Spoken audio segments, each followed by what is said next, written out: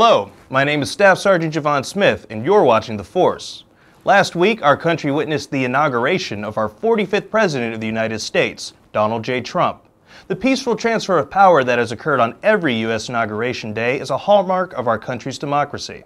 In the spirit of this day, let's take a look at how 3,500 Army and Air National Guard troops became police officers for a day to work the inauguration. I state your name.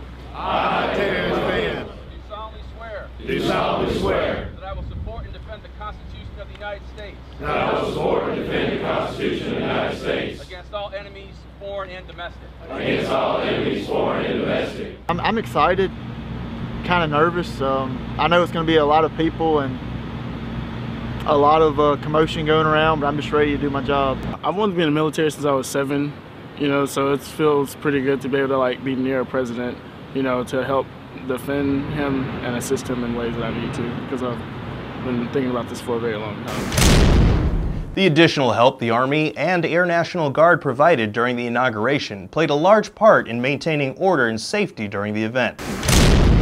Maintaining a technological edge in defense requires the best and the brightest minds for research and development. In this next piece from Blue, we look at some of the innovative minds working to make the Air Force better, stronger, and more efficient. The Air Force particularly recognized the need for future talent in the areas of science, technology, engineering, and mathematics, also known as STEM. That's why they started focusing on ways to get kids interested in these fields early. Starbase is a Department of Defense program geared towards getting kids excited in STEM, aviation, and aerospace. We target 5th grade students here. 3, 2, 1! We do several lessons. We do Egbert, which is where we put an egg in a cockpit of a shuttle. Launch it from the ceiling down with an actual egg, and you have to protect it in the cockpit. So students get to work on that. They get to work on computer-aided design, they get to work on rocketry, Newton's Law, and several other great hands-on and exciting STEM activities. To find out more about STEM and some of the other great work the Air Force is doing, open your web browser and head to airman.dodlive.mil. Get the latest service headlines from around the Air Force. Subscribe to our YouTube channel at AFTV Radio for new reports every Tuesday and Friday. Around the Air Force, from Europe to the Pacific to the USA, we've got you covered. Okay, the tank is scanning for a target. It's rolling up, and it'll fire just after it gets up on top.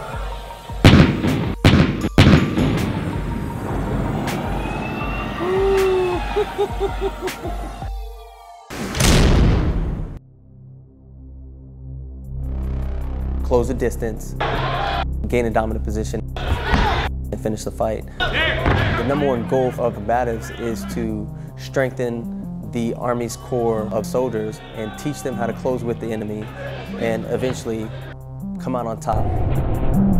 It builds my confidence, inside the cage and outside, because I know I can handle myself. We're training warriors. We're living up to the warrior ethos that we talk about in our creeds, and we're passing that on through physical and mental toughness. There's always been a misconception about combatives being a sport. Combatives is not a sport, right? Army combatives, the Modern Army Combatives program is not for sport. It's through competition that we learn the lessons that we need to learn, what works for us and our body types. It is a vital and crucial element to a soldier's success in the field. I've deployed myself and I've had to use my hands overseas.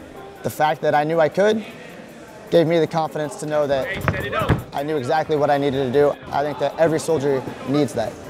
And it just adds to what a soldier is. Giving someone a reason to push themselves, to train, to be the best person they can be, that's what the tournaments do. A competition like this provides that realistic training without the risk of losing a life, losing a limb, or getting seriously injured, because our goal of the tournament is to make sure that everybody gets that training and then is able to go to work tomorrow. It is an acknowledgement of their hard work, their effort that they put into it. It's an acknowledgement of the training that they've received throughout that time. Whereas in a regular training environment, a regular class, it's just training. Right? Yeah, you have to exert yourself a little bit, but it's just training. Enlisting in the military is one of the most honorable ways to serve your country there is, and everyone who chooses this path has a different reason for doing so. Next, we introduce you to Maria Doma. She was born in a Russian prison and brought to New York at the age of 4 when she was adopted. Years later, she enlisted in the Marine Corps. Here is her story.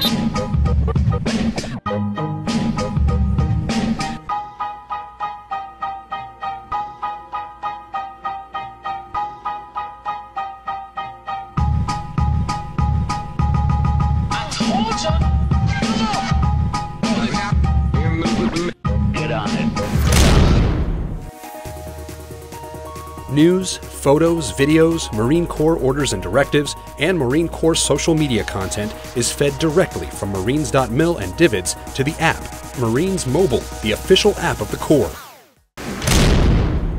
To learn about other interesting stories, head to Marines.mil.